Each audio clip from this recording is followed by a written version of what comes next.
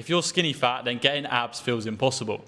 You do everything the fitness world tells you to, so eat less, move more, lift weights, but instead of ending up with abs, you end up either flat and skinny or soft and bloated. That was me for years. I was stuck in the worst body type with nothing to show for it, but I finally cracked the code, and in this video I'm going to share with you the 7 cheat codes I wish I knew earlier, and these are the exact shortcuts that would have saved me years of frustration and actually got me to a visible six-pack. And by the way, just before we get into it, if you want extra help to fix skinny fat and finally get abs, then I send out 2 short emails a week. If that sounds like something you're interested in, then a link's down below. Cheat code 1. You're probably making the exact same mistake that I did. You slash your calories way too hard, the scale drops, but in the mirror, you're just a smaller, softer version of your old self, and your abs are still not visible. If you're trying to eat 1,200 to 1,500 calories a day, thinking that that's the fastest way to get lean, then you're setting yourself up to lose muscle instead of fat. Instead, you want to eat the maximum amount of calories to lose 1% of your body weight per week. Then on top of this, you need to be eating 1 gram per pound of body weight in protein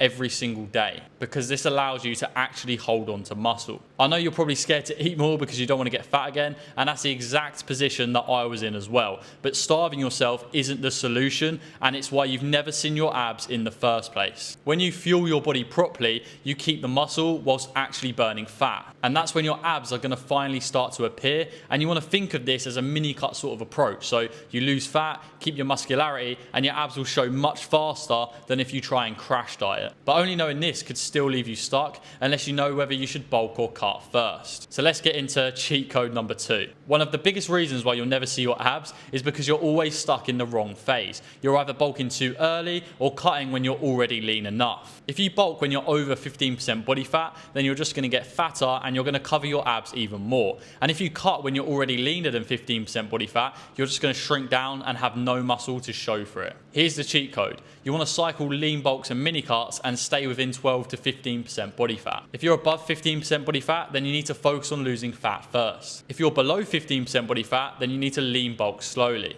That way you're always in the sweet spot where your abs can finally start to show. This solves the biggest skinny fat question, which is whether you should bulk or cut. And if you've been spinning around in circles not knowing what to do, then this rule should make that decision for you every single time. But the thing is, you can get as lean as you want, but if you have no muscularity to show for it, then you're just going to end up in a worse position than when you first started. That's why you need to know cheat code 3. Again, this is where you can massively mess up, because you can spend months doing high rep pump workouts, chasing a burn, or wasting time on doing 30 sets of junk volume every single session, and then you're going to wonder why your abs never look defined. If you're focusing on quantity over quality when it comes to the gym, doing the 15 to 20 rep range, and you're not training close to failure, then you're not going to build the thick, dense muscle that you need to actually change your physique. The cheat code here is progressive overload, so you want to stay within 6 to 10 reps whilst training to failure, which means theoretically every week on every set that you do, you should get stronger and stronger and stronger. And you're probably always going to have in the back of your mind that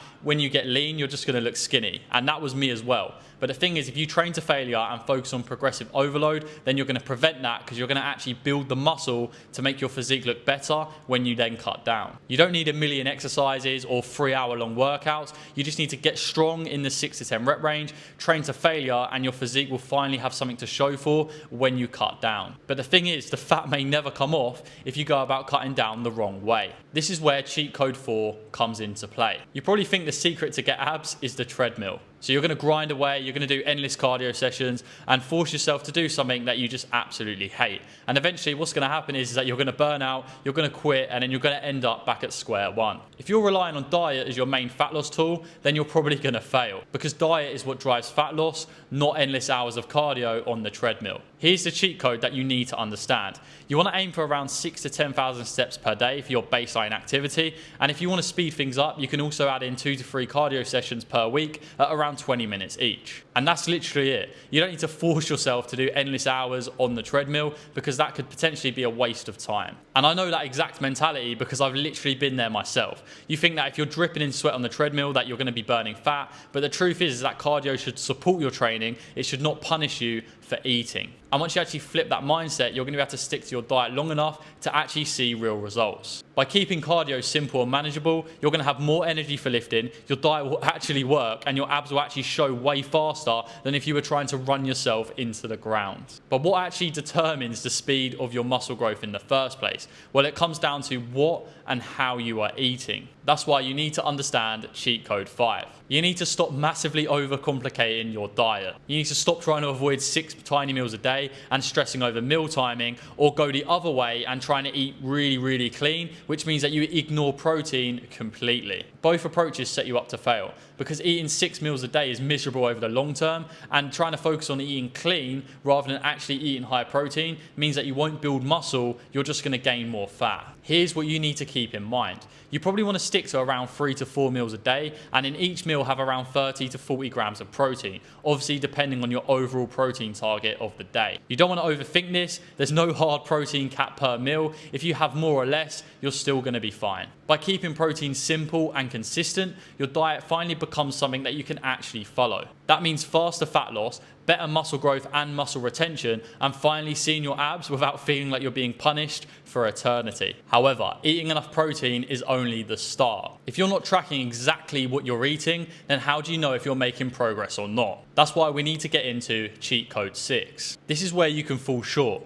You think you're eating about right or training hard enough, but in reality, you're going to be way off without even realizing it. If you're eyeballing food portions, then you could be off by as much as 30%. That means your progress is 30% slower than it actually needs to be. And that's the same thing with your training. If you don't log your lifts, then you have no idea if you're actually getting stronger, and therefore you don't know if you're actually building muscle. So the conclusion is simple. All you need to do is just track your calories and your macros for around 60 days, and that's going to be long enough to build consistency and learn portion sizes. And then you want to track your workouts as well, so how much you're lifting, the reps, the sets, and we know that what gets measured gets improved. If you've ever thought that you're doing everything right and nothing's changing, then this is exactly the reason why. You're not failing, you're just guessing, and guessing keeps you stuck. However, even with the perfect plan, if your expectations are too high and not realistic, then you're just going to quit, and you're going to always fail to fix skinny fat. So let's get into cheat code 7, the final one. If you don't keep this in mind, then you're going to give up before your results even show.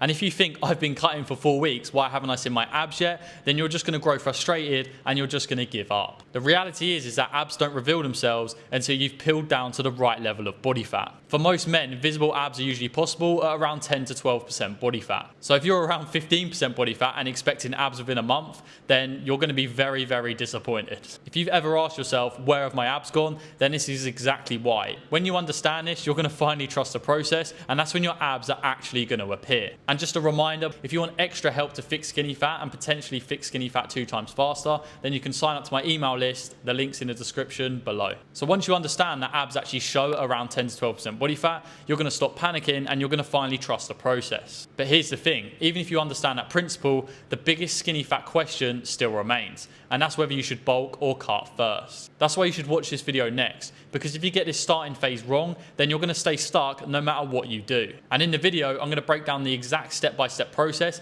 in determining the exact path you should take to escape the skinny fat trap once and for all.